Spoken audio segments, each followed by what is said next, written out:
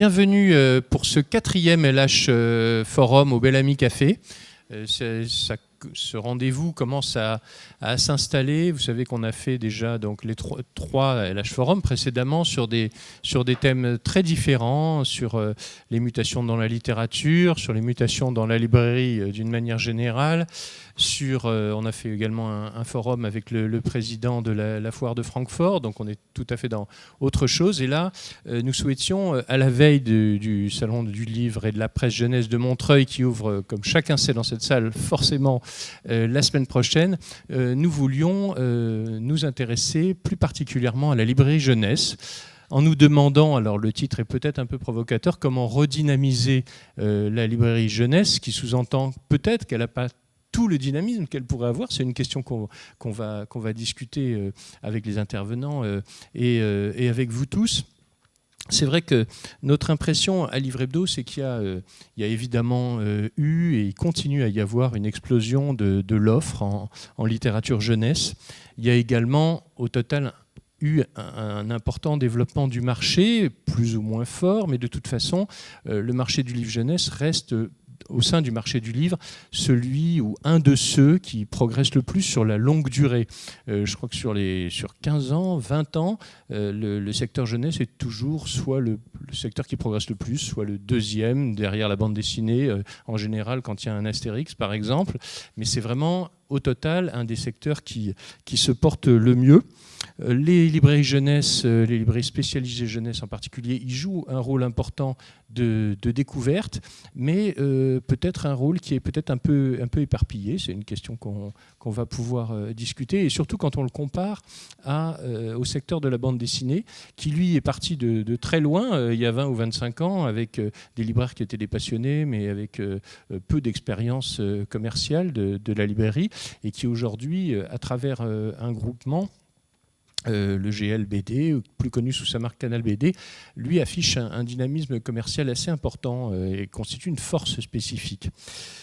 Donc, pour en parler, on a des intervenants qui sont un petit peu à cheval, d'ailleurs, sur les deux secteurs. D'abord, Laurence Tutello, qui est une libraire qui est libraire jeunesse depuis une bonne trentaine d'années, je crois, enfin presque 30 ans, donc il y a une expérience de la librairie jeunesse à travers sa librairie Le Chapitre, qui est dans le 13e arrondissement de Paris. Et puis aussi, vous avez été pendant 8 ans la présidente de l'association des libraires spécialisés jeunesse, qu'on connaît aussi sous le nom des Sorcières. Grégory Sapojnikov, vous êtes libraire depuis 1 mois. Vous avez créé la librairie Le Bonheur, un titre, je ne sais pas comment on peut l'interpréter, un titre réjouissant, on va dire, un nom réjouissant pour une librairie qui a ouvert donc à Montrouge. C'est une librairie généraliste, mais la jeunesse y occupe une place importante, et c'était intéressant pour nous de voir un petit peu comment vous avez pensé ce nouveau rayon jeunesse dans cette nouvelle librairie, comment on la conçoit aujourd'hui.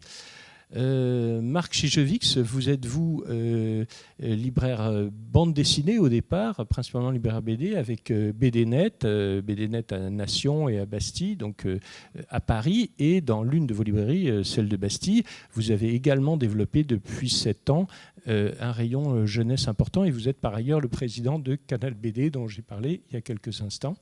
Et enfin, Frédéric Lavabre, vous êtes l'éditeur de l'étape, on peut dire, enfin, puisque vous êtes éditeur jeunesse, et depuis quelques années, presque 10 ans maintenant, je crois, éditeur également de bande dessinée. Donc vous allez pouvoir nous apporter un regard un peu, on ne va pas dire extérieur, mais un peu plus distancé par rapport à l'évolution de ce réseau.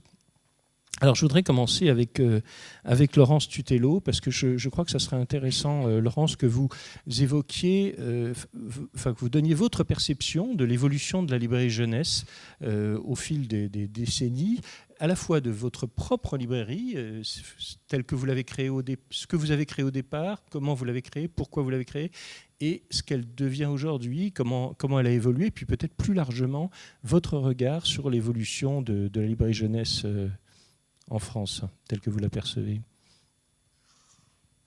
Vaste sujet. Oui. Oui, j'ai créé ma librairie en 1994 avec une production de 5000 titres, 6000 titres à l'année. Nous avions le temps de bien les travailler déjà, de bien les installer. Aujourd'hui, on est à 12 000 ex de production. Donc malheureusement, on ne peut pas tous très très bien les travailler, ni tous bien les lire. Une trop grosse production aussi sur le mois d'octobre. C'est indigeste, moi je dis pour les libraires jeunesse. Il y en a trop, beaucoup trop. Après, en janvier, février, ça je me bats depuis des années pour que quand même on ait aussi des albums à proposer. Les gens viennent en librairie sur période d'octobre, novembre, décembre, et en janvier ils reviennent, plus ou moins les mêmes, ils ont toujours les mêmes livres. Donc c'est à nous à trouver une astuce pour ressortir peut-être des livres de fond, des livres. Enfin voilà, et pour moi il manque des livres, des albums, et des bons albums, des albums qu'on puisse se vendre à des 15-16 euros. En janvier, on nous sort les petits livres à petit prix, ce qui est dommageable parce que j'ai besoin de gagner ma vie, de payer mon loyer. L'évolution, il y a eu énormément de très bons illustrateurs qui sont arrivés. C'est ce qui a permis aussi auprès du public, du coup, de venir voir, de faire connaître.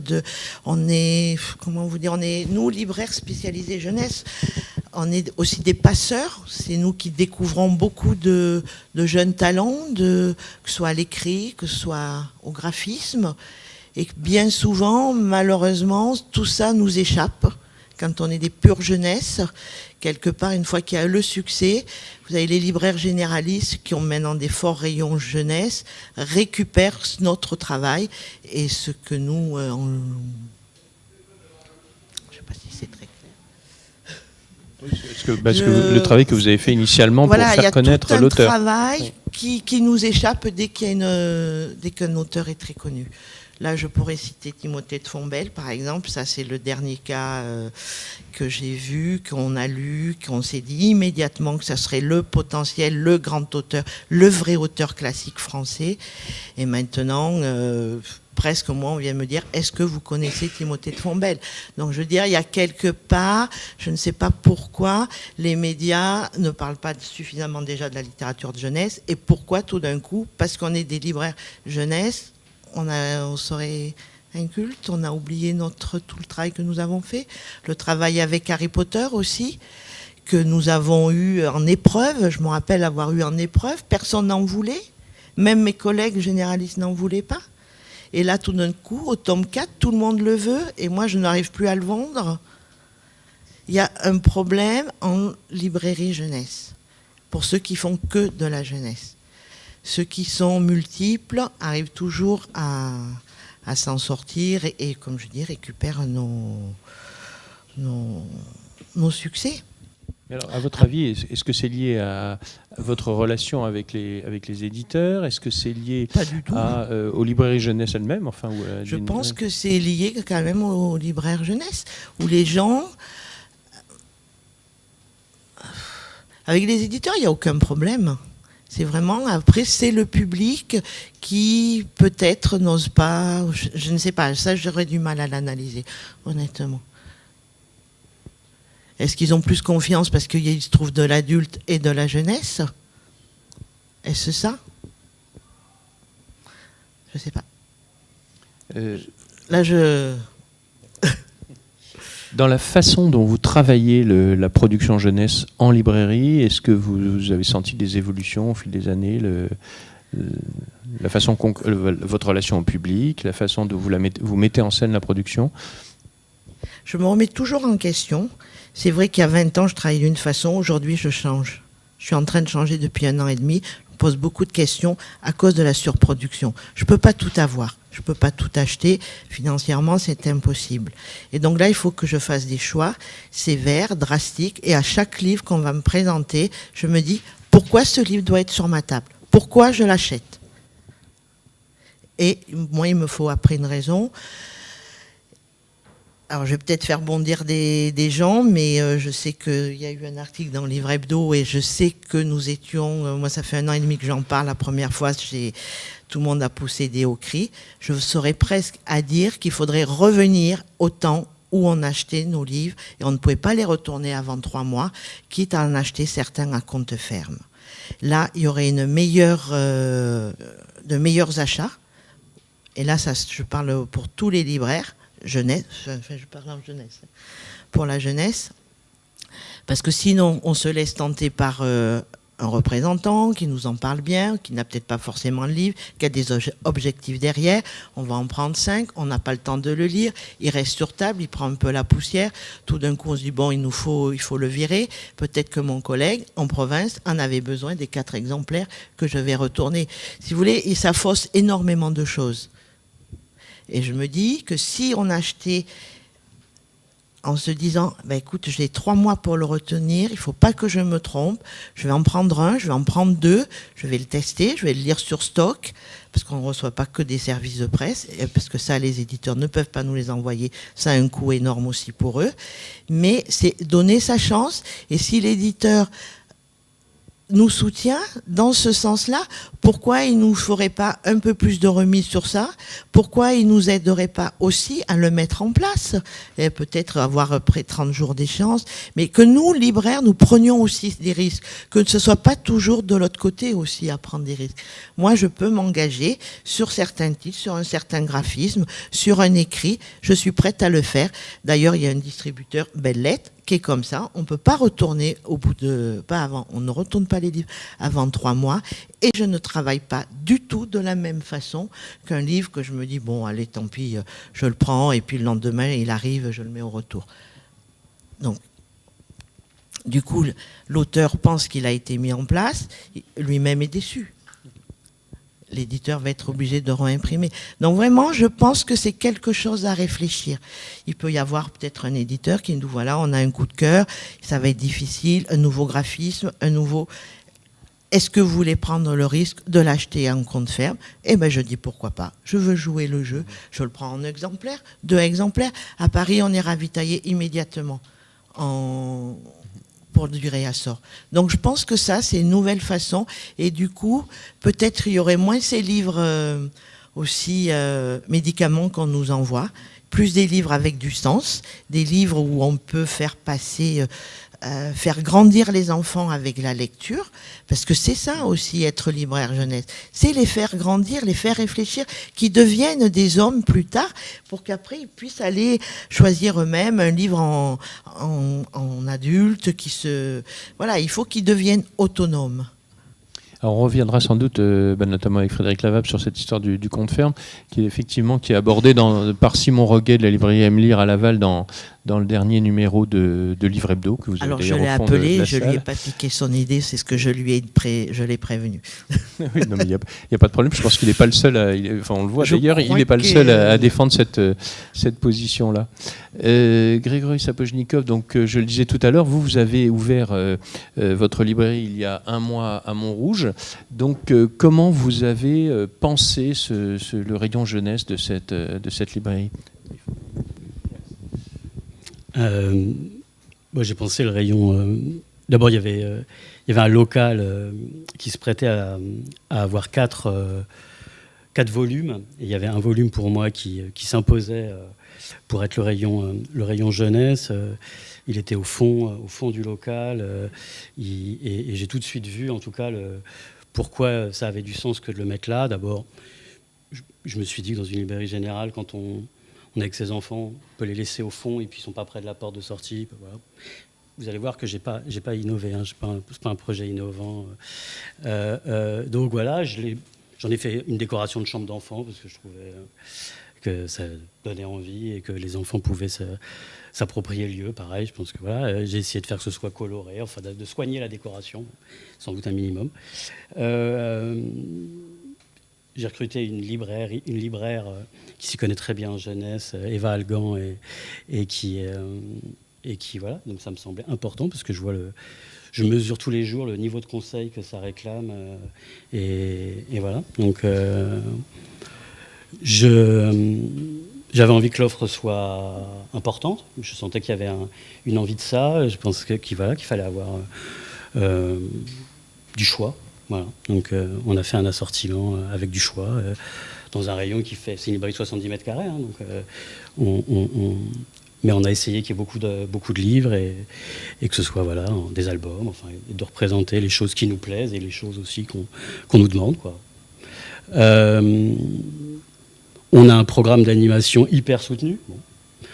On est quasiment sur une par semaine à partir de maintenant, donc ça prend beaucoup de temps. On est 2 et c'est pas rien que de le faire, mais d'abord on en a envie. C'est pas, bon, ça nous amuse de le faire. On essaye, et là on aura autant demain un atelier sur des biscuits que la semaine prochaine un atelier pop-up. Et où là on va faire participer les enfants et puis voilà, on va multiplier ça. On en a envie pour les grands comme pour les jeunes d'avoir beaucoup d'animation, et de rien s'interdire, enfin voilà, et de faire plein d'animations diverses, évidemment avec des illustrateurs et voilà. Qu'est-ce que je peux dire? Voilà, c'est ça, c'est le point de départ, en tout cas, et de l'envie de la librairie et que la jeunesse soit un point important. Là, moi, je suis ouvert le dimanche, et le dimanche, la librairie, il y a beaucoup d'enfants, et c'est très joyeux, et ça apporte à la librairie vraiment ce qu'on avait envie, quoi, c'est-à-dire un lieu pour tous les publics, où on a créé comme ça des zones où on pense qu'on s'adresse à tous les membres d'une famille, et où on va avoir, voilà, chacun va pouvoir trouver ça, et puis naviguer chacun dans un espace, et se retrouver à la fin pour partager ce qu'ils ont trouvé ici et là. Donc évidemment, moi, redynamiser la librairie jeunesse, j'en ai évidemment ni la prétention, ni j'en suis à cette étape-là. J'ai aucun repère sur cette activité, pas de... Donc j'essaie, j'ai l'intuition que c'est quelque chose, au-delà du fait que j'en avais très envie, auquel il faut accorder beaucoup de soins, et effectivement, je vois que la production de qualité. C'est ça, hein. Moi je discutais avec ma libraire avant de venir, je dis mais est-ce que là aujourd'hui, dans la taille du rayon qu'on a, si 70% qui est dans le rayon, tu l'aimes parce que tu l'as choisi vraiment parce que tu l'aimes, etc. Est-ce que c'est un problème? Elle dit oui, aujourd'hui c'est un problème parce que sans doute le renouvellement de l'offre de qualité est tel qu'il y a des choses de qualité qui vont succéder à des choses de qualité, et que sans doute j'aurais pu défendre peut-être dans le temps, etc. Donc il faut faire des choix. Alors je pense qu'il faut faire des choix partout dans la librairie, mais à cet endroit-là aussi, que ce soit au moment d'acheter et au moment de retourner.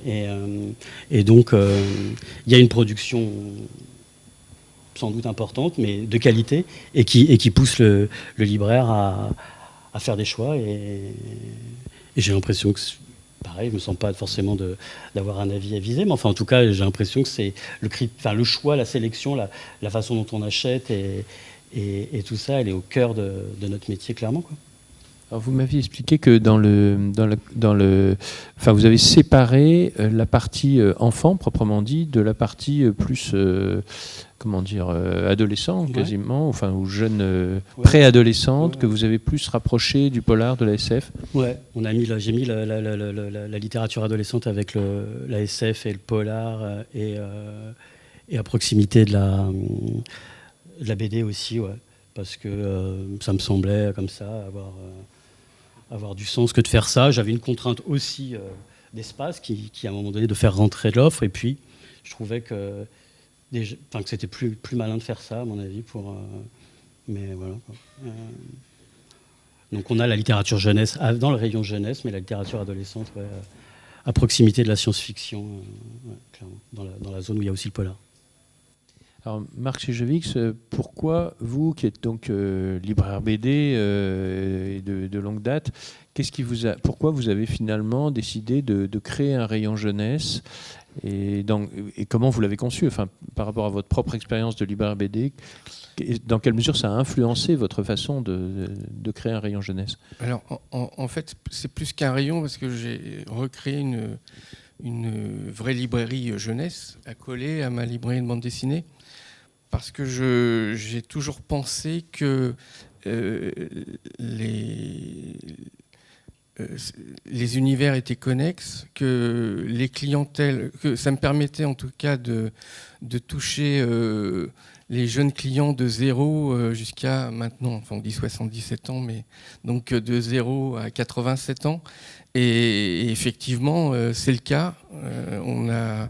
Ma clientèle peut aussi bien acheter du jeu, du jouet, du livre que de la bande dessinée dans un même acte d'achat. Donc c'est possible. Voilà, bon, il faut avoir le lieu, évidemment. Ça a été possible, donc voilà, c'est très positif en tout cas. Voilà, très positif. Effectivement, il faut avoir de bons libraires. Et aujourd'hui, en jeunesse en tout cas, j'ai 2 libraires qui s'occupent de cette librairie. Voilà. Alors pour vous, qu'est-ce qui est semblable dans la gestion d'une librairie jeunesse par rapport à une librairie BD? Qu'est-ce qui est différent? C'est le même métier déjà. Libraire, voilà, certes. on vend des livres. Maintenant, la spécificité, effectivement, est différente. Ça s'adresse à une autre clientèle. Il y a énormément de conseils. Enfin, en bande dessinée aussi, il y a beaucoup de conseils, remarquez. Mais disons que la spécificité, c'est là, on doit vraiment s'adresser et faire du conseil pour l'apprentissage de la lecture, par exemple. Ça, c'est très important. Sinon, voilà, je vois pas pour moi de grosses différences. J'aimerais bien quand même répondre. Bien sûr. Ouais. Quand on est libraire jeunesse, on n'est pas là pour apprendre à lire aux enfants. Non, mais attendez, non, bien sûr. Non, mais on fait du conseil aussi. Beaucoup de parents. Moi, je les ai virés. Parce qu'on c'est bien, vous verrez vos clients. Moi, je vire pas mes clients. Moi. Je vire personne. Voilà. Non, si, vous l'avez dit. On n'est pas là pour savoir en CP à quel niveau ils sont. L'apprentissage, vous savez bien qu'il y a des collections spécifiques pour que les parents sont très inquiets que leurs enfants sachent bien lire. Vous le savez bien, donc c'est quand même important. Pour nous, c'est un rayon important. Et les parents, même tout petits, eux, ce qui les inquiète, c'est que leurs enfants sachent lire, sachent lire de bonnes histoires, qu'il y ait de belles histoires, malgré tout. Donc je suis un peu étonné de ce que vous me dites. Mais j'aimerais quand même aussi répondre... alors, ne voyez pas du tout, je ne veux pas être insultant, mais c'est sur votre approche de la librairie. Aujourd'hui, notre métier a beaucoup évolué. Et quand vous me dites, par exemple, que vous avez l'impression que parfois le livre vous échappe quand vous conseillez, quand vous avez fait votre travail. Mais nous, on est très contents que, par exemple, les autres, en bande dessinée en tout cas, que les autres réseaux s'accaparent les bandes dessinées que nous, libraires de bande dessinée, avons conseillées. On trouve ça très important parce qu'il faut savoir que ces bandes dessinées qui sont récupérées, que les éditeurs vont vendre en masse, vont permettre aux éditeurs d'éditer de la bande dessinée, par exemple, plus difficile, d'éditer de jeunes auteurs. Et si nous, on a fait découvrir de la bande dessinée au public et à d'autres libraires, et ça veut dire qu'on a bien fait notre travail, et on est très heureux de ça. Vous voyez ce que je veux dire ? Et peu importe, il y a un renouvellement de toute façon dans l'édition, et on retrouvera d'autres pépites qui nous permettront de vendre... des nouvelles bandes dessinées que les autres libraires, les autres réseaux s'accapareront. Nous, ça a été pareil pour le 13 au départ. Quand le 13 est sorti, ça a été une vente... c'est nous qui l'avons découvert, par exemple. C'est un exemple, parce qu'il y a tellement d'autres choses. Et puis après, voilà, les grandes surfaces culturelles et les grandes surfaces tout court... évidemment, se sont accaparés puisque c'est commercialement une bonne vente. Et voilà, on fait du commerce et voilà. Bon. Alors, je ne veux pas m'accaparer la parole, de toute façon. J'ai pris des notes sur, par exemple, la vente ferme. Alors là, je suis un peu effaré. Parce que moi, je pense que la vente ferme empêchera la diversité. parce que effectivement, vous allez tellement sélectionner les ouvrages que vous voulez vendre que vous ne pourrez plus offrir cette diversité. Moi, au contraire, je veux absolument mettre en place toutes les nouveautés. Enfin, en bande dessinée, c'est encore possible, il y en a entre 5 et 6 000. Ok, vous ne pouvez pas en jeunesse. Oui, c'est plus dur en jeunesse quand même. C'est plus dur en jeunesse. Non, mais je vous l'accorde. On est sur le double. Mais aller dans cette direction, mais je trouve ça extrêmement dangereux. Voilà, je pense que... Enfin, évidemment, nous, en tant que groupement de libraires, on peut discuter avec les éditeurs, les diffuseurs, on peut arriver à trouver des solutions pour, en tout cas, éviter cette solution. Et moi, je trouve ça... Enfin, voilà. Moi, je suis pour la diversité et je pense que je ne suis pas pour cette position d'acheter du livre ferme. Je vais demander à Laurent d'expliquer ça. Oui. Je suis aussi pour la diversité, mais aujourd'hui, quand vous avez 12 000 titres qui paraissent en jeunesse, c'est énorme. Et justement, si on enlève tous ces livres sur les premières lectures qui comptent en tant que parution, pour nous, c'est... Et vous pensez, excusez-moi, et je pense si vous faites ça, vous ne pensez pas que les éditeurs vont commencer à ne plus éditer de jeunes auteurs parce que justement, vous aurez une position ferme sur le ferme? Ouais, ça, je trouve ça... Si on est libraire jeunesse, on a un œil aussi pour regarder un potentiel et on y croit. Et pourquoi les éditeurs s'en empêcheraient? On est un réseau, on peut arriver à les vendre. Je ne fais plus partie du réseau Sorcière, mais je pense qu'on peut aussi s'appuyer sur eux. Frédéric Lava, vous êtes chez Sarbacane à la fois éditeur jeunesse et BD, donc vous êtes confronté à la fois à des libraires dans les deux domaines. Comment vous appréhendez leurs points communs, leurs différences? Alors c'est assez simple en fait. Si on parle des sorcières, puis c'était le sujet un peu les spécialisés jeunesse, il y a quand même une difficulté de départ, c'est qu'on a un public qui vieillit, quoi. Forcément, dès qu'un enfant a passé 12 ans, il n'est plus en jeunesse et il disparaît de la librairie jeunesse. Donc ça, c'est quand même une difficulté de la librairie jeunesse, dont on ne parle pas souvent, qui est que un public qui n'est pas remplacé.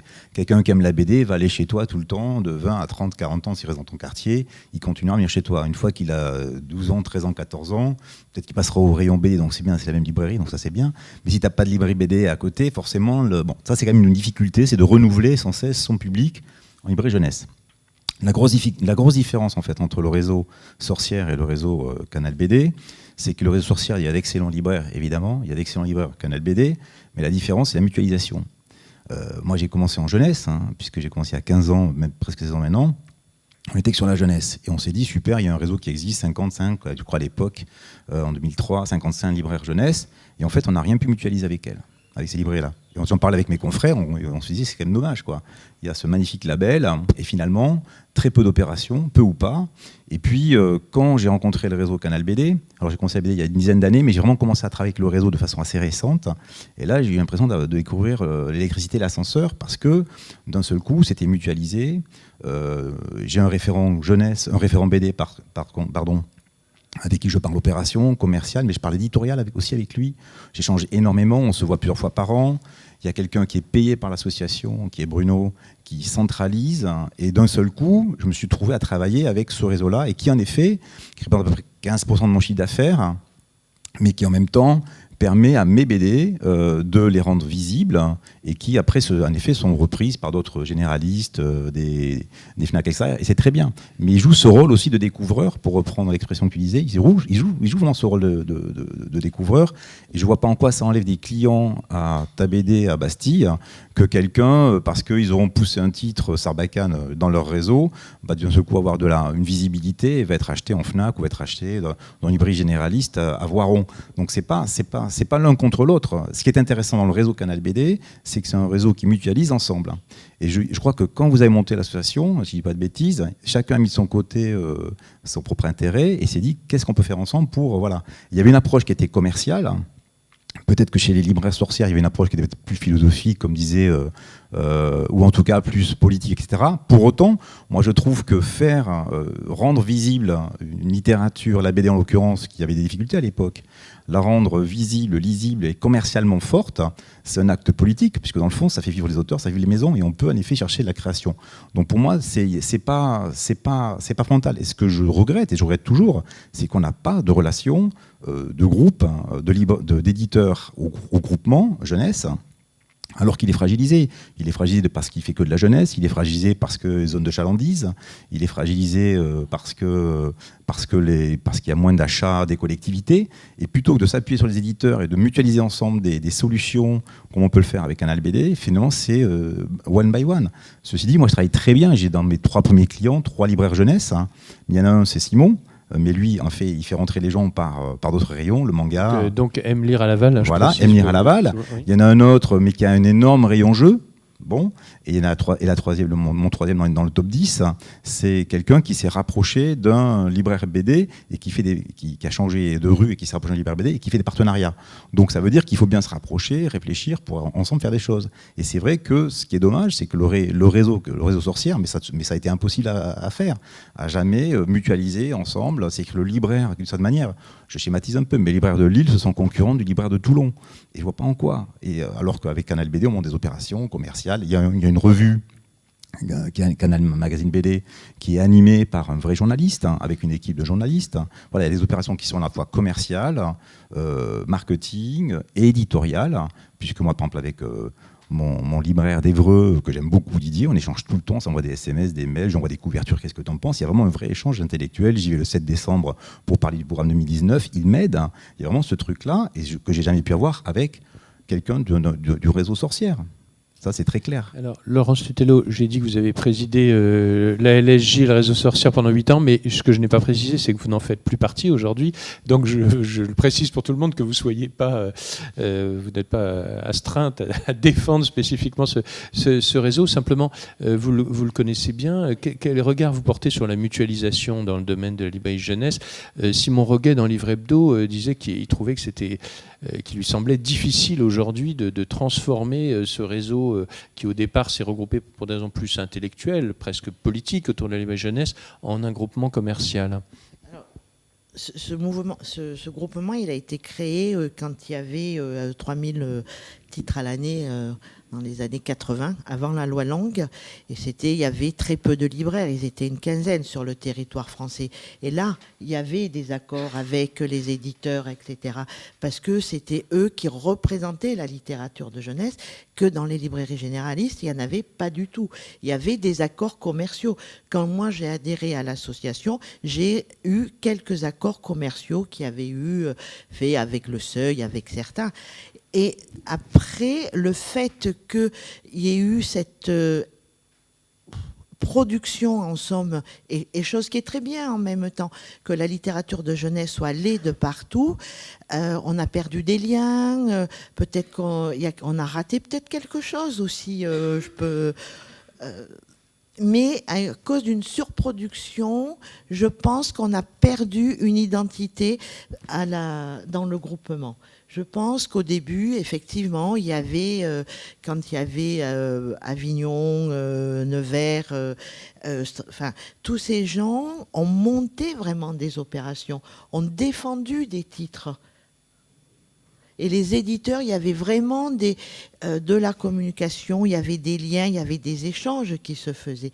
Et je pense que voilà. Et puis aujourd'hui, il y a peut-être des libraires qui adhèrent et qui n'ont pas cette historique et qui ne pensent pas à défendre cette littérature. Enfin, au début, quand même, il y avait ces échanges-là. Moi, je me rappelle d'avoir été des réunions avec des anciens qui sont aussi à la retraite maintenant de l'école des lois, enfin pas d'école, excuse-moi, de toutes les maisons d'édition, mais c'était des vrais échanges.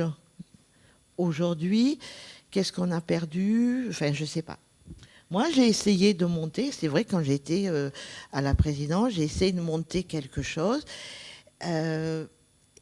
Ça a duré 5 ans? On avait fait un livre, enfin un auteur, un illustrateur, un libraire et un éditeur.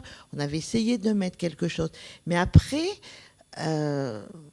les éditeurs n'étaient pas forcément contents des ventes, on n'avait pas eu de publicité, on a pourtant fait énormément de travail. On a essayé de faire des choses, de mutualiser.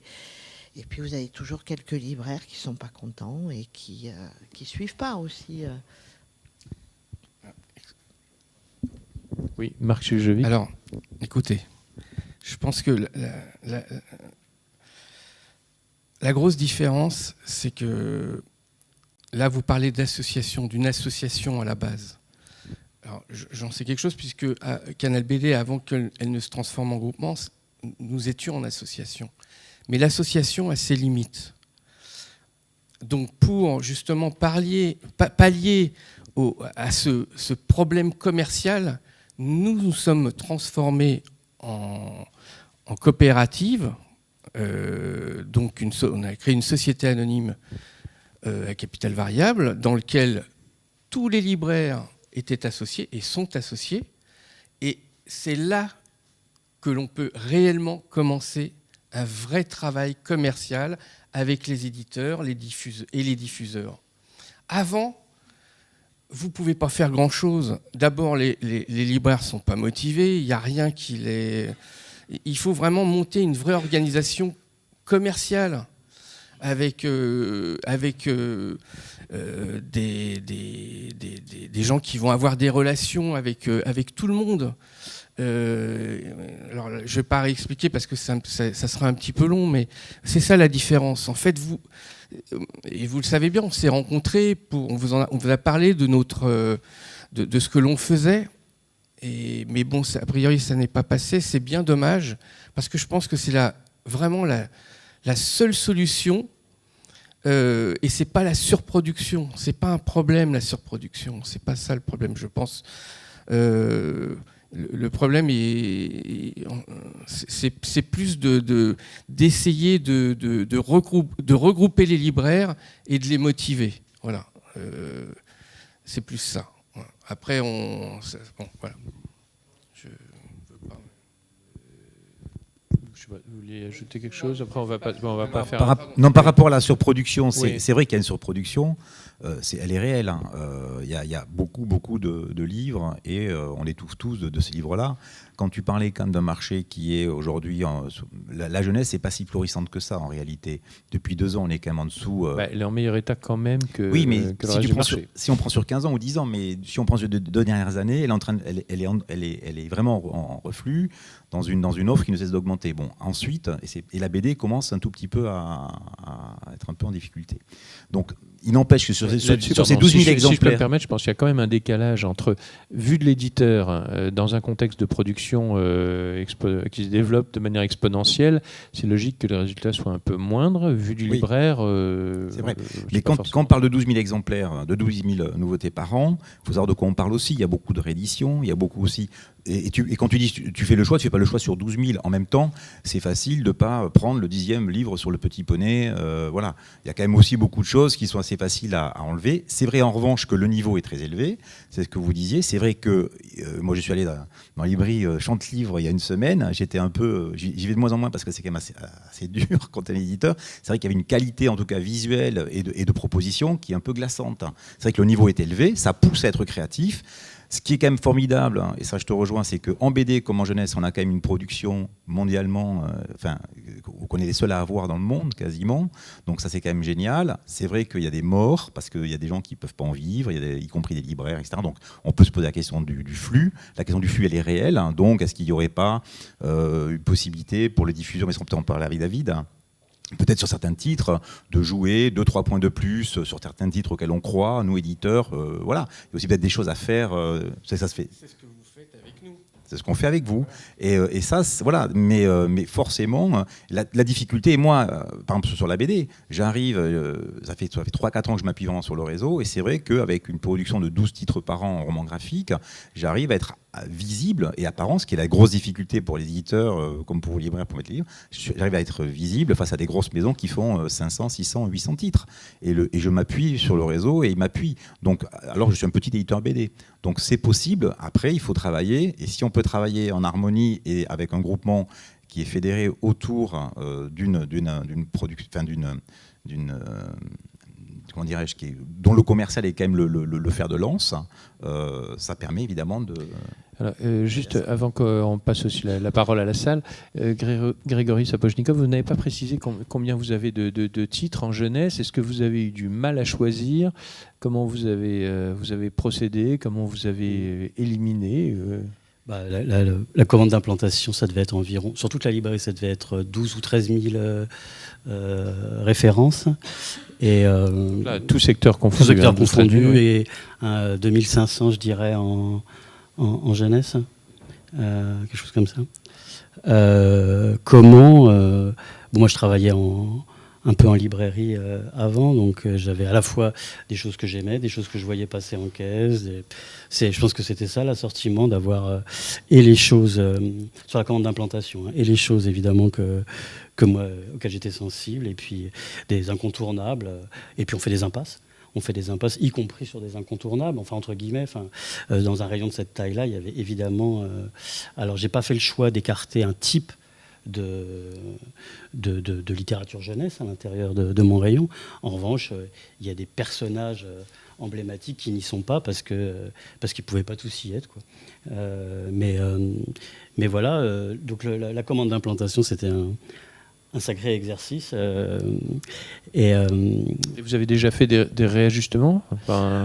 Oui, alors déjà, il y a le regard d'Eva maintenant, qui est quand même extrêmement important. Alors les ajustements après un mois d'ouverture, et c'est quand même difficile, hein. En revanche, on travaille là, tous les jours, encore ce matin, nos offices, et on le fait avec à la fois... un peu l'analyse qu'on peut faire au bout d'un mois, qui est quand même somme toute limitée, et puis de continuer de marquer de l'empreinte de ce que nous on a envie de proposer, quoi. Moi, la commande d'implantation, et j'avais plein de règles qui m'avaient été données. Je fais un petit passage à l'INFL, et puis j'avais plein de libraires qui m'ont donné. J'ai pris des tonnes de conseils partout, et je pouvais pas tous les respecter parce qu'il y en avait qui n'étaient pas du tout compatibles entre eux. Et je me suis, après avoir pris en compte tous les paramètres, j'ai dit, ouais, je vais faire une offre. En fait, je vais la confronter à une demande, mais je ne veux pas non plus la préformater absolument de ce qu'il faudrait faire de toute façon, sauf à avoir peut-être le même rayon que celui de qui m'a donné le conseil, quoi. Donc j'ai combiné avec tout ça, j'ai fait ma mixture ainsi, et puis en disant à un moment donné, je fais mon offre. Si elle ne rencontre pas de demande, on l'ajustera. Et là, du coup, je le faisais en sachant que j'avais une possibilité de retour, évidemment. Mais j'ai fait une offre. Et puis, voilà, pour l'instant, c'est trop tôt pour tirer des conclusions, mais on verra dans quelques temps. Ouais. Bien, dans la salle, est-ce qu'il y a des questions, des interventions sur ces sujets plus ou moins polémiques, selon les cas? Par rapport au dynamisme, il me semble aussi que la part des achats des collectivités est très très importante, et qu'on a vu ces dernières années aussi donc ces achats diminuer, et quand même l'intérêt des spécialisés jeunesse se porter très fortement vers les collectivités et non plus vers le grand public. Et c'est peut-être là un axe de développement. Laurence, les achats des collectivités, c'est important pour vous? Moi, j'en ai pas. Effectivement, il y a toujours eu, les librairies jeunesse ont toujours eu cette réputation d'avoir énormément de collectivité. C'est que tout simplement, remontons 30-35 ans à l'arrière, les bibliothèques jeunesse venaient dans les librairies jeunesse parce qu'elles ne savaient pas où aller. Parce qu'on pouvait leur proposer toute l'offre, il y avait vraiment de discussion, il y avait une connaissance de la littérature de jeunesse. C'est comme ça que tous les liens se sont faits, et c'est comme ça que beaucoup de libraires jeunesse ont eu énormément de parts. Certains avaient, c'était dangereux, si vous voulez, avaient presque 50-50 et des fois un peu plus. Si vous voulez. Mais c'est tout simplement parce qu'au début, les bibliothèques jeunesse venaient dans nos librairies.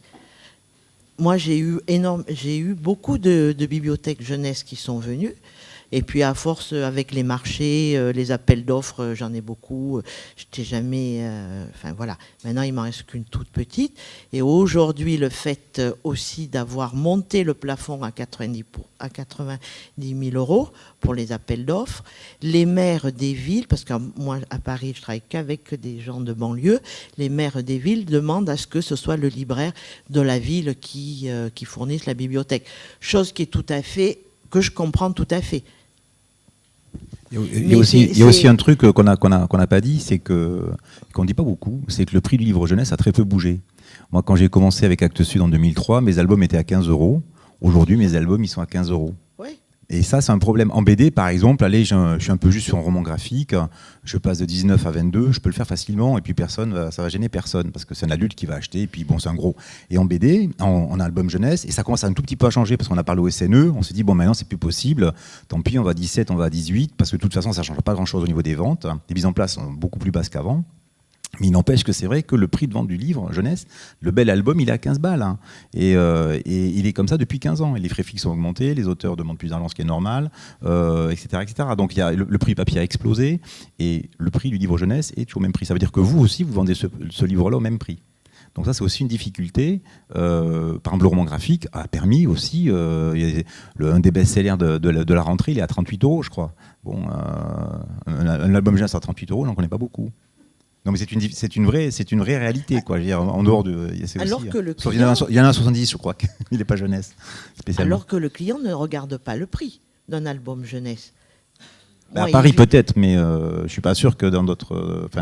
Il y a aussi un autre truc, c'est que moi, je me suis bagarré pour que les libraires jeunesse s'intéressent à la BD, en leur disant la BD jeunesse, c'est aussi de la littérature jeunesse. Non, mais ils lisent pas la BD, quoi. Et c'est dommage, parce que la BD, c'est quand même un pan. D'abord, il y a énormément de gamins qui lisent la BD jeunesse, et on le sait. En bibliothèque, c'est le livre le plus emprunté. Et malheureusement, et notamment les SP jeunesse, ne font pas rentrer dans leur magasin ou extrêmement peu de BD jeunesse. Et ils se coupent non seulement d'un public, mais ils se coupent d'un volant intéressant. Ils disent ça m'intéresse pas. C'est pas, voilà, c'est de la BD. La BD jeunesse, c'est vraiment un parent pauvre en jeunesse. Et je trouve ça quand même un peu dommage. Hein. Oui, non, notamment oui, sur les marchés publics, par exemple. Au contraire, je pense, moi, que les libraires de bande dessinée, par exemple, récupèrent de plus en plus de marchés du fait de leur spécificité spécialisée, et que, en tout cas, dans notre métier de libraire de bande dessinée, les marchés, beaucoup de libraires ont récupéré ces marchés au détriment des grandes surfaces spécialisées.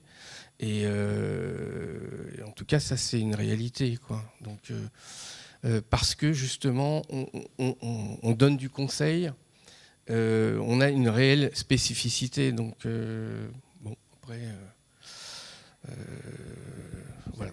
Nous aussi, on donne du conseil. Hein. Non, mais justement, marchés, je pense que... De toute manière, ça vient beaucoup plus haut, la décision, hein, aussi. Je ne sais pas. C'est les mairies, c'est... moi, j'avais je servais 10 bibliothèques dans une seule ville, et tout d'un coup, quand ça passe sur le marché, je suis plus capable. Je veux dire, parce qu'après, il y a des gens qui remplissent. Je comprends, madame, mais ce que je veux vous expliquer, c'est que derrière nous, derrière tout ça, nous, par exemple, nous avons un label. On peut offrir un site internet. Non, mais je vous explique simplement la différence, c'est que nous sommes structurés de manière à pouvoir donner des outils même à nos bibliothécaires. C'est-à-dire qu'on leur offre notre site internet. Ils peuvent commander sur nos sites internet, puisque chaque libraire aujourd'hui a un site internet. On leur offre un magazine de manga, de bande dessinée, des petits outils comme ça, par exemple, des guides réalisés avec les éditeurs. Vous voyez, non, mais en fait, c'est vrai que c'est un petit peu comme tout. C'est-à-dire, pour arriver à faire venir à vous les gens, faut se bouger, il faut faire... C'est à travers notre groupement qu'on arrive petit à petit à prendre des parts de marché. Et je veux dire, les bibliothèques en font partie, les médiathèques en font partie. Voilà. Il y avait d'autres questions. Voilà, je m'appelle Louis Desflers. Moi, je viens d'arriver dans le monde du livre. Je sors d'un master d'histoire. Et là, je suis en formation en apprentissage aux éditions Xavier Barral. Donc, je ne suis pas du tout dans la littérature jeunesse. Mais en fait, je me pose la question depuis tout à l'heure en écoutant votre conversation. Est-ce que, d'après vous, la seule solution pour redynamiser tout ça, c'est le groupement, du coup, d'après ce que j'ai l'air de comprendre, ce serait l'unique déclencheur d'un renouveau Est-ce que c'est la seule solution ou est-ce que vous pensez à d'autres méthodes Est-ce que voilà, y a d'autres idées qui viennent en tête ou c'est vraiment pour vous le seul moyen de relancer cet univers-là? Pour moi, c'est la seule solution, le commerce, en tout cas coopératif et associé, qui nous a permis de pouvoir vraiment, alors je ne vais pas dire exploser, mais en tout cas nous développer, pérenniser notre métier. Ça, c'était le plus important, puisque au départ, notre motivation, c'est que quand les grandes surfaces culturelles ont perdu le disque, que le disque s'est cassé la figure, on a découvert que ces grandes surfaces récupéraient la bande dessinée pour en faire un produit d'appel. Ça nous a énormément inquiétés. Il nous a fallu trouver des solutions justement pour faire face à ces problèmes de développement. Et c'est cette forme de commerce associé qui nous a permis d'en arriver là où nous en sommes, c'est-à-dire de pouvoir mutualiser notre travail, nos outils, de motiver les libraires et de ne pas être isolés. Parce qu'en fait, l'isolement, c'est ça, madame, c'est l'isolement qui, petit à petit, qui nous appauvrit, en fait. Et c'est ensemble, vraiment tous ensemble. Encore hier, nous avions un conseil d'administration et toute la journée, ça a fusé. On a vraiment, c'est extraordinaire, je vous assure. On parle de tas de tas de choses qui vont nous permettre vraiment de nous développer. Et de modernité en plus. Vous voyez, écoutez, rien que sur une journée, je vous ai amené un document de notre responsable numérique, parce que maintenant on a embauché un responsable numérique, vous voyez, et qui nous a en une journée pondu tout ça. Et ça, c'était une partie de l'objet de notre discussion. On a parlé du portail Canal BD, du RGPD, de l'hébergement de la messagerie parce qu'on va changer de fournisseur, de l'observatoire des ventes, de l'affichage dynamique. Là, je vous dis, vous voyez, tout ça, c'est des choses modernes. C'est là-dessus qu'on doit aller, des réseaux sociaux. On est aujourd'hui dans un univers extraordinaire où vraiment on a des moyens de se développer. Et ça, si on le fait tous ensemble, c'est gagnant. Et on le fait avec les éditeurs, encore une fois, je me répète, avec les diffuseurs. On a parlé de nos différents partenariats, Edelweiss, enfin, il y a voilà, de plein de choses, je ne veux pas tout vous dévoiler, de CRM, c'était une journée assez riche. Et voilà sur... voilà, bon. Alors moi, je voudrais juste, pour répondre à votre question, moi, mon sentiment, mais je ne suis pas spécialiste, j'ai eu quand même une petite librairie pendant 3 ans. Mon sentiment, c'est que tu disais tout à l'heure qu'il y a 30 ans, il y avait 13 librairies ou quelque chose comme ça, mais vous étiez les seuls à faire de la jeunesse. Bon, la difficulté, c'est qu'en effet, il y a des très belles librairies généralistes qui ont des très beaux rayons jeunesse, etc. Et je pense que, vu l'augmentation des loyers et tout ça, ça me semble difficile aujourd'hui d'avoir une librairie qui soit exclusivement jeunesse, quoi. Même l'école des loisirs, enfin avec Chantilly, vous avez ouvert à la BD, à la littérature, et même si elle garde sa spécificité quand même, et largement de librairie jeunesse.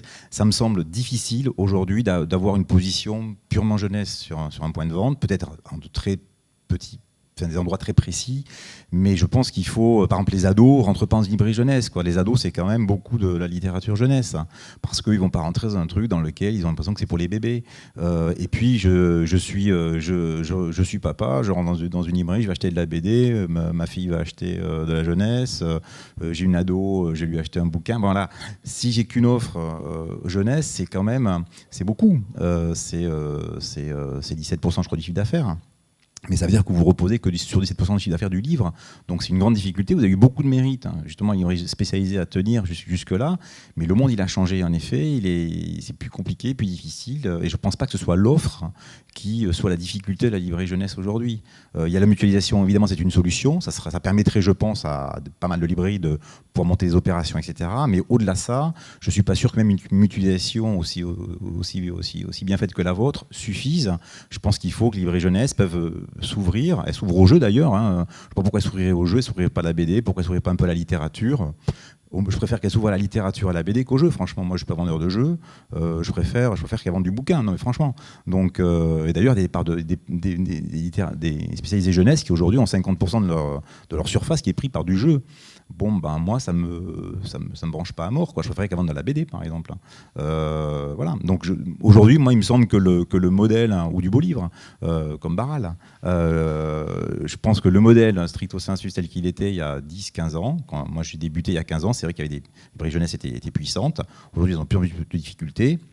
Et je pense qu'il faut qu'elle se réforme et qu'elle s'adapte, et que j'ai pas la solution, mais je pense pas que rester stricto sensu jeunesse soit une solution. Laurence Tutelo, vous disiez que il y a une vingtaine d'années ou 15 ou 20 ans, malgré tout, il y avait une dynamique en fait au niveau des librairies jeunesse, des premières qui ont créé Sorcières, etc. Est-ce que et qui probablement c'est un peu perdu. Est-ce que vous pensez que c'est quelque chose qui pourrait être relancé, qu'il y a un moyen de redynamiser ce réseau? Comment vous voyez les choses? Moi, je suis convaincue que oui, qu'il faut le redynamiser. Il y a encore des jeunes qui adhèrent. Il y a encore des choses à faire. Il faut que chacun se prenne en main, qu'on se mette peut-être autour d'une table et qu'on discute. Moi, je dis que déjà le jeu, on en a toujours fait. Les jeunesses ont toujours fait du jeu. Parce que ça allait de pair avec le développement de l'enfant. De la toute petite enfance, on savait proposer du jeu qui allait avec. Aujourd'hui, moi je me suis aussi ouverte à de la bande dessinée. J'apprends à lire de la bande dessinée. Je sélectionne. C'était pas mon domaine. J'écoute des représ. Je leur fais confiance. J'essaye parce que les enfants qui ont grandi dans ma librairie deviennent adultes. Ils reviennent dans ma librairie et du coup achètent. Et il faut voir aussi pourquoi des fois ils achètent la BD, parce qu'ils ont moins de temps de lire. Déjà, il faut penser à ça. Ils regardent Netflix, ils pensent à autre chose. Ils ont besoin d'une lecture rapide aussi. Et quelque part, il y a 30 ans, la bande dessinée, les parents n'en achetaient pas. C'était de la sous-littérature. Aujourd'hui, ces enfants qui ont grandi en lisant de la bande dessinée, justement dans les bibliothèques, ont les lettres de noblesse, ont une facilité à la lire, la bande dessinée. Donc c'est pour ça qu'on en parle aussi, pour ça qu'il y a de la bande dessinée graphique qui sort, des romans graphiques. Elle a évolué aussi, cette bande dessinée. Mais c'est parce qu'il y a un public. Et que ce public-là a grandi. Je ne sais pas l'expliquer, mais je n'ai pas d'accord. Non, mais c'est pas ça. Je dis que c'est pas uniquement le public, c'est aussi la diversité et la proposition de la bande dessinée. Moi, quand j'ai commencé en 85, je recevais 400 à 500 BD par an. Aujourd'hui, on en reçoit entre 5 et 6 000. Je m'ennuyais, je ne m'ennuie plus. Il y avait une question. Vous venez juste de monter votre librairie il y a 1 mois, donc vous voyez dans 20 ans. C'est de la conscience, ou est-ce que vous croyez vraiment que dans 20 ans, comment ça serait une librairie? Ouais. Moi, j'étais dans un métier avant où on faisait des trieurs planes, et c'était déjà un exercice qui n'était pas facile dans un métier où j'étais depuis 25 ans.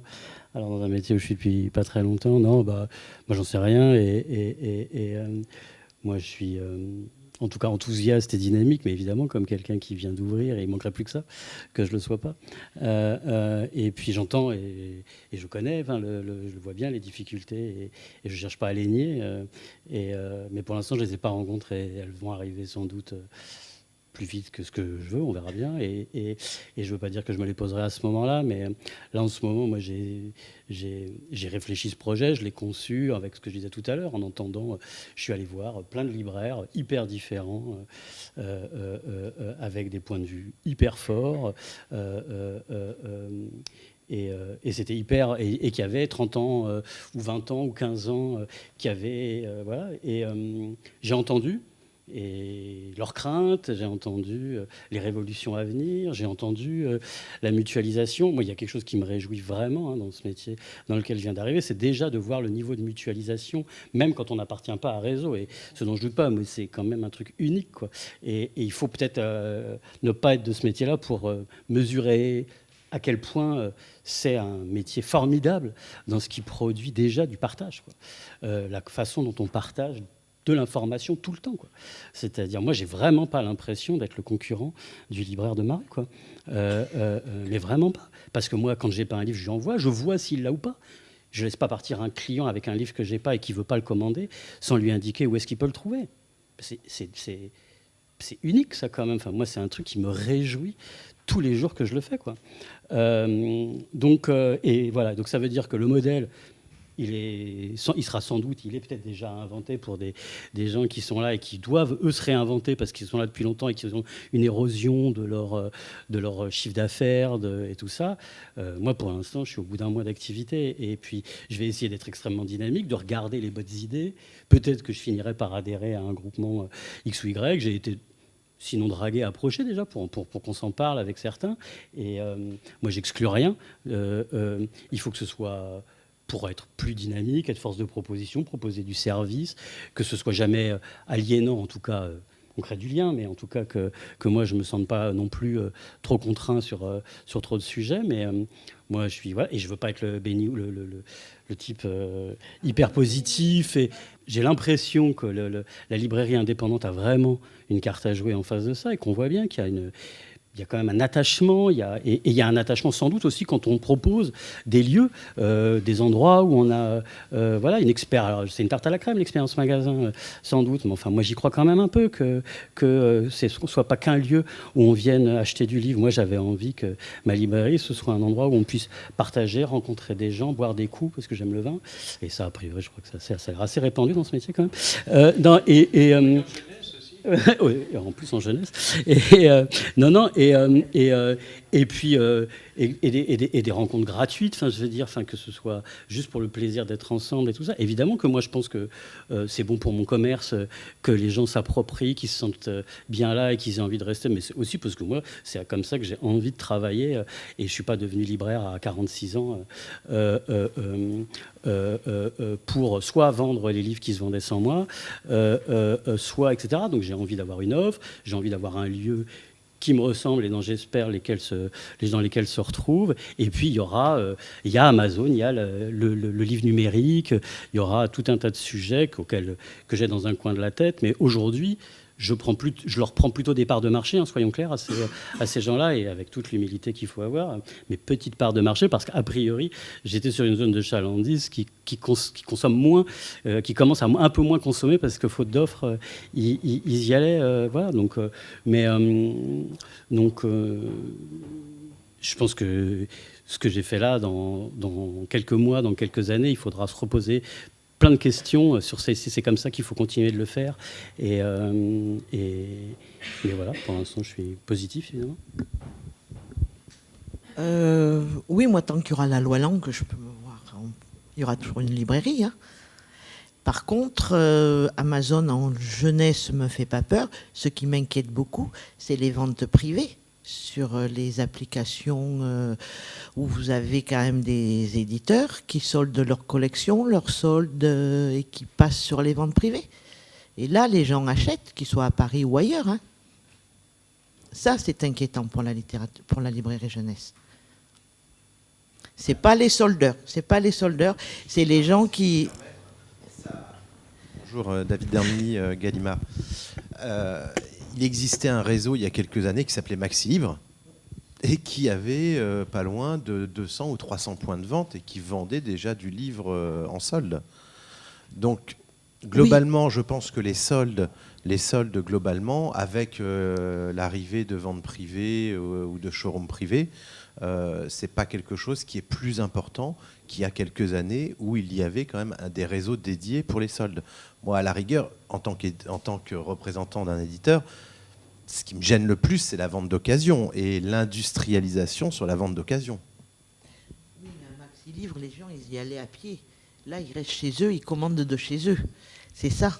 Alors, oui, alors le modèle était très très séduisant il y a quelques années. Il faut savoir qu'il l'est quand même beaucoup moins. Et puis c'est quand même généralement ce que vous retrouvez chez Maxi Livre à l'époque ou dans ces sites-là, c'est des livres pudiquement qui n'ont pas trouvé leur public. Oui, mais tu sais bien que les gens, ils croient à faire des affaires. Bah, après, quand je vois des exclusivités faites par certains packagers dans de la grande distribution, là, ça m'inquiète plus. Ou des encyclopédies peuvent être vendues à 9,90 lorsque un éditeur digne de ce nom, avec le réseau de revente, les vend au mieux 19,90. Là, c'est un petit peu plus inquiétant parce qu'on installe dans le livre neuf une notion de gamme de prix qui peut être perturbant pour le lecteur, parce qu'on parlait du prix tout à l'heure.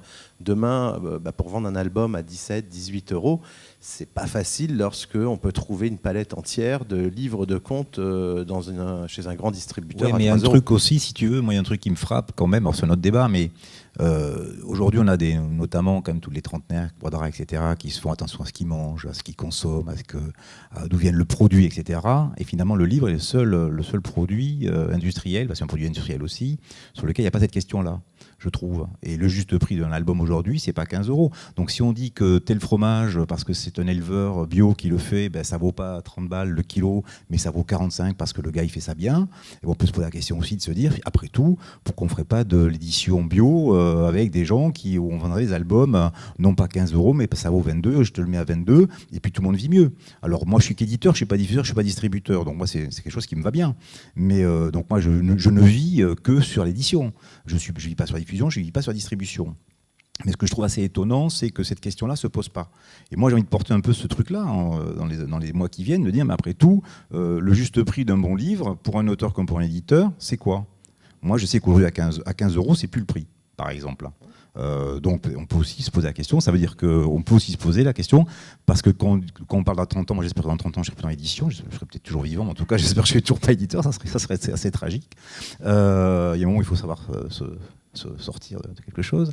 Mais en tout cas, dont je suis sûr, c'est que moi, tous les matins, je me pose la question de la journée qui vient, de l'année qui arrive, du mois. On est tout le temps dans une petite équipe, et donc on se pose tout en question de ce qu'on fait. Et il n'y a rien de pire que quelqu'un qui me dirait dans mon boulot, pourquoi tu me demandes de faire ça, Fred ? On a toujours fait comme ça. Ouais, mais mon gars, maintenant, le monde, il bouge tous les mois. Alors, c'est pas de faire de la course à l'échalote, mais on doit tout le temps se poser la question de ce qu'on fait, de la façon dont on le fait.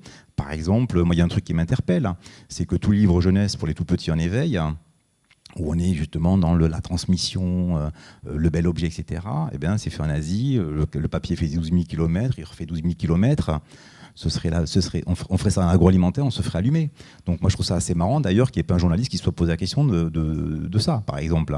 Donc on est vertueux, on parle à l'enfant de l'éveil, on lui fait écouter des trucs, on lui montre des trucs, des petits flaps, etc. Mais c'est fait en Asie, dans des conditions qu'on ne connaît pas trop bien finalement, ça nous arrange aussi, avec des papiers sur lesquels il n'y a aucun suivi. Je trouve ça assez étrange. Et je pense que justement la librairie, là où je veux en venir, c'est que je pense que la librairie, qui est un lieu de rencontre, de sens, peut jouer un rôle là-dessus et mettre, quand tu parles des choix, on peut porter aussi des éditeurs plus vertueux, des livres au prix auquel il faut qu'ils soient, et l'expliquer à ses clients, etc. Donc je pense que là, il y a une vraie question là-dessus pour l'avenir. Moi, je ne sais pas de quoi sera fait les 10 ans à venir, mais je pense que là, en tout cas, il y a une vraie question pour l'avenir de se poser, nous, éditeurs aussi, la façon dont on fait les livres et dont on les commercialise, la façon dont on les propose à une clientèle qui est finalement exigeante, elle aussi, et qui est exigeante sur d'autres secteurs, l'alimentaire, les habits, mais aussi le livre, la culture. Il y avait une question au fond. Oui, bonsoir, Olivier Hourte de Nathan. Je voulais juste rebondir sur ce que vous venez de dire, effectivement, sur les livres vertueux. Il y a eu une étude assez poussé par le WWF en avril, je crois, 2018, et qui montrait que effectivement les éditeurs étaient vraiment très différents les uns des autres. Alors, je vous laisserai lire les conclusions. Je voulais revenir surtout sur l'offre des librairies jeunesse. Et ma question est la suivante. Comment les librairies jeunesse se sont adaptées aux nouvelles offres de livres pour les enfants qu'il n'y avait pas, ou pour la famille qu'il n'y avait pas il y a 15 ou 20 ans? Je prendrai 2 exemples. C'est la méditation, la sophrologie, le yoga pour les enfants, ou le phénomène que l'on voit apparaître depuis 3-4 ans sur Montessori. Comment vous, libraire jeunesse, avez réagi?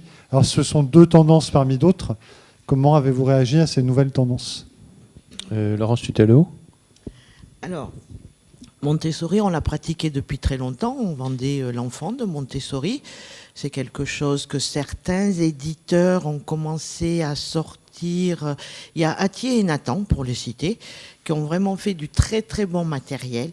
Et comme des écoles Montessori ont fleuri aussi énormément sur Paris, des demandes, les chiffres de vente ont augmenté chez ces 2 éditeurs, et je pense que les éditeurs ont dû se dire on va faire du Montessori, parce que Montessori est un label, sa marque n'est pas déposée, donc tout le monde peut exploiter Montessori.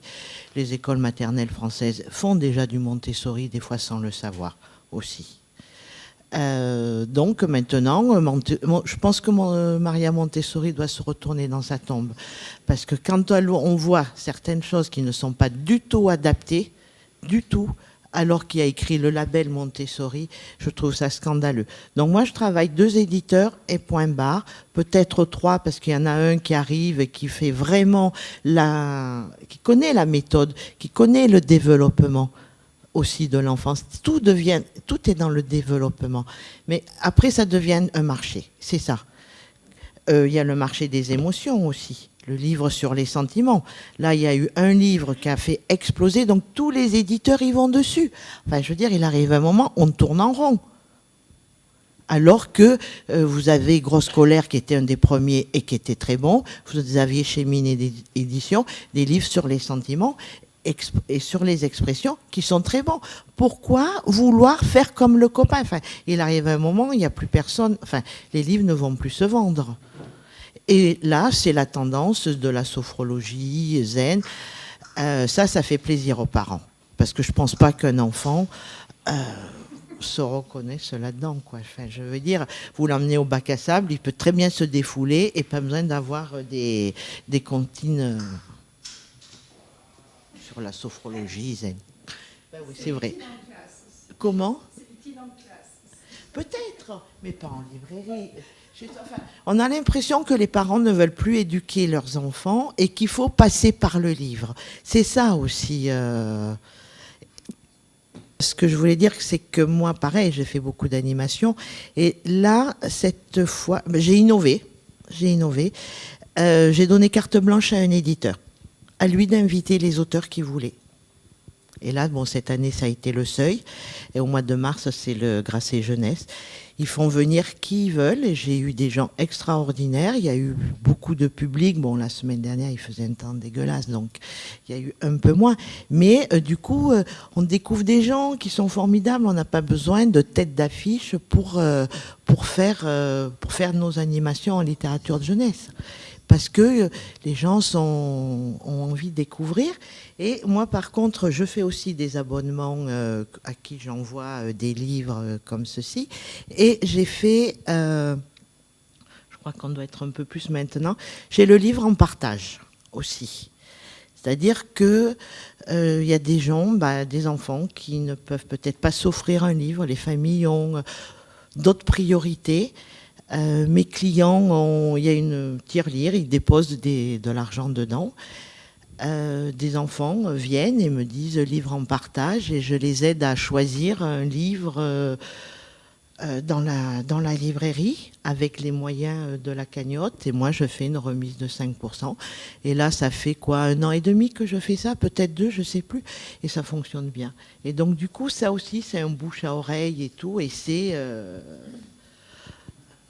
Voilà, on essaye de trouver trouver des lecteurs qui plus tard deviendront des adultes et pourront aller se choisir eux-mêmes un livre, une BD.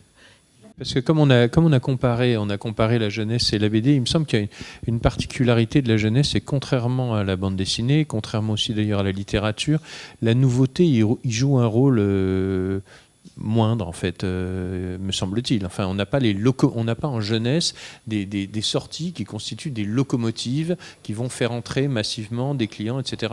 Est-ce que vous considérez ça comme un handicap, une difficulté? Comment vous arrivez à gérer ça dans vos librairies? Enfin, c'est une question pour tout le monde d'ailleurs aussi, c'est pour l'éditeur aussi. Comment on gère ce genre de problème? Il y a les deux cas. J'aimerais bien avoir des locomotives, moi aussi. Voilà. Et puis, des fois, c'est bien de travailler tranquillement aussi. Non, mais des locomotives, ça serait bien. Un peu plus souvent. Mais ça, qui les fait? Qui va les créer? C'est la question que je pose. Est-ce qu'il y a moyen de repenser un peu Regardez, les prix sorcières n'ont jamais amené foule. Le prix novembre, je crois. Vendredi. N'amène pas foule non plus. Et c'est ça, c'est là où je veux en venir. C'est qu'il n'y a pas de médias. On va en parler là parce qu'il y a Montreuil. Mais toute l'année, on vend des livres. Non, mais la grosse différence, évidemment, c'est... Bon, moi, là, j'ai une locomotive, c'est le Rebecca d'Outremer, par exemple. C'est une vraie locomotive en jeunesse, c'est des grosses ventes, mais ça n'a rien à voir avec le Lucky Luke. Je veux dire, on ne parle pas du tout de la même chose, quoi. Si j'en vends 20 000 à la fin, je serais content. Lucky Luke, ils en sont déjà à 100 000 au bout d'une semaine. Donc, c'est donc les locomotives. Tu dis, je veux bien des locomotives, on en a. Mais c'est vrai que les ventes sont pas du tout les mêmes en jeunesse. Et pour un Harry Potter, bon, le reste, c'est voilà, il y a très peu de choses, quoi. Je veux dire, donc un best-seller en jeunesse, aujourd'hui, une très bonne vente en jeunesse, en album, ça va être 8 000 à 10 000, 12 000, on saute au plafond. En BD, c'est des ventes tout à fait, je dirais pas ordinaires, mais les très grandes ventes en BD n'ont rien à voir. Il y a des ventes à 100 000 en BD, il y en a énormément. En jeunesse, il n'y en a presque jamais. On citait Timothée de Fontbelle, bon, il n'y en a pas beaucoup, Timothée de Fontbelle. Donc, je veux dire, on n'est pas du tout sur les mêmes volumes. Hein. Pas du tout. C'est pour ça qu'il y en a aussi il y en a 12 000, il y en a 5 000. Mais on n'est pas du tout sur les mêmes choses. Donc c'est vrai que c'est beaucoup plus difficile pour vous. Quand vous avez vendu, si vous vendez, je sais pas, 20 Rebecca d'Outremer dans votre librairie, c'est super. Mais dans une librairie, quand ils font un 13, c'est pas 20. C'est beaucoup, beaucoup plus. Et donc ça n'a rien à voir, quoi. Donc c'est vrai que c'est une difficulté supplémentaire pour vous dans vos rayons. C'est pas une critique, c'est au contraire. Donc c'est plus difficile pour nous de faire du chiffre. En même temps, c'est vrai qu'il y a des ventes moyennes quand même qu'on a. Et comme tu dis, c'est plus lent, c'est plus tranquille. En revanche, ce qu'il y a depuis plusieurs années, c'est que les mises en place moyennes d'albums sont catastrophiques. Les ventes moyennes ont beaucoup baissé. Moi, je me souviens quand j'étais chez Actes Sud, c'était facile. Moi, on avait un album, on le tirait tout de suite à 6 000. J'avais tout de suite des mises en place à 3 000. Et j'estime que mes bouquins étaient beaucoup moins bons qu'aujourd'hui. Aujourd'hui, quand j'ai mis en place sur un album à 1 800, je suis content. Et alors après, ce qu'il y a, c'est qu'il y a une vie plus longue parce qu'il y a des prix, parce qu'il y a des salons. Voilà, il y a d'autres choses qu'on peut actionner et qu'on fait tous, hein, l'école de loisirs, Sarbacane, les uns les autres. Bon, voilà, c'est vrai qu'on peut actionner, mais c'est vrai que il n'y a pas d'un seul coup ce gros titre qui arrive et qui fait rentrer des gens en librairie comme en BD. Marc ou en littérature. Marc Sijovic, vous qui vendez les deux justement, donc vous avez des stratégies différentes. Oui, c'est vrai qu'à ce niveau-là, on est probablement favorisé en bande dessinée par le phénomène des séries. Maintenant, je sais qu'en jeunesse, on arrive malgré tout sur certains titres à bien travailler, enfin, les libraires arrivent à bien travailler certains titres en vendant de bonnes quantités malgré tout, même si ce ne sont pas des séries. Et en tout cas, je trouve que c'est intéressant, justement, ces nouvelles vagues comme la sophrologie, où nous, c'est des ouvrages qu'on met en caisse et qui se vendent très bien. Et on est très satisfait de ça. C'est une manière d'innover aussi. Et moi, je trouve ça très bien. Voilà, donc, tout ce qui nous permet de répondre, en tout cas favorablement à nos clients, puisque si c'est une demande et que ça leur plaît, moi je trouve ça très bien. Si on peut vendre ces ouvrages, voilà, pourquoi pas. Bien, merci. Sinon, je voulais simplement... on parlait de l'avenir.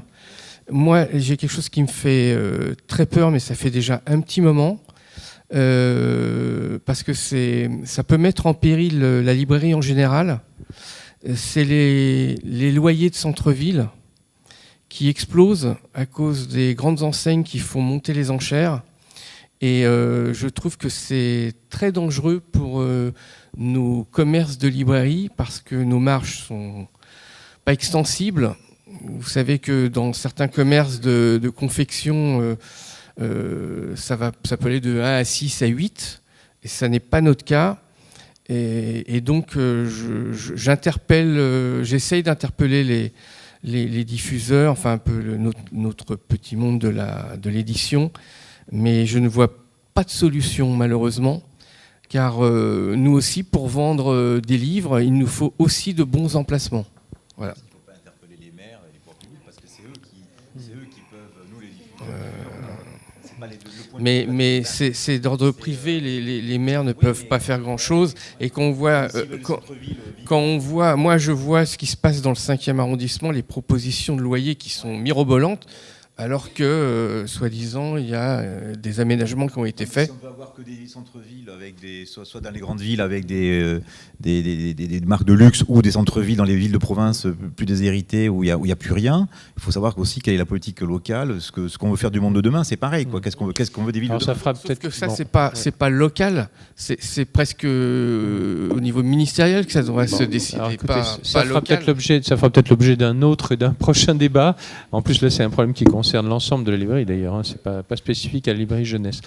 Merci beaucoup à tous les quatre d'avoir accepté de participer à ce forum. Merci à vous tous d'y avoir assisté et participé également. Et je vous souhaite à tous un excellent salon du livre de jeunesse de Montreuil.